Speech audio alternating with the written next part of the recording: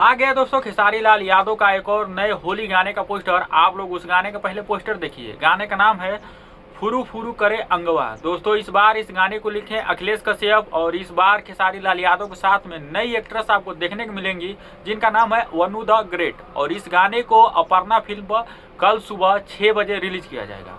Poster पे तो लिखा है कि 6 बजे इस गाने को रिलीज किया जाएगा, लेकिन दोस्तों मैं बता दूं कल सुबह 7:15 पर अपर्णा फिल्म पर इस गाने को रिलीज किया जाएगा।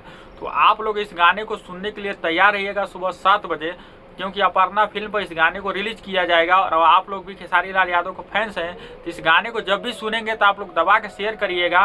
और इस गाने को इतना शेयर करिएगा कि इस गाना भी इतना रिकॉर्ड बनाए।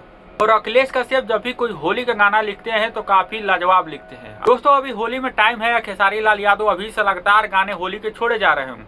एक बाद एक गाना उनका होली का आता ही है। हमको लगता है तीसरा चौथा ये होली का गाना हो चुका है। अभी 1 महीना टाइम है होली में। तो बाकी दोस्तों कितने लोगों के ये गाने का पोस्टर अच्छा लगा तो कमेंट बॉक्स में अपनी राय जरूर दे सकते हैं। आप लोग अभी तक इस चैनल को सब्सक्राइब नहीं किए हैं तो जल्दी से आप लोग इस चैनल को सब्सक्राइब कर लीजिए। अगर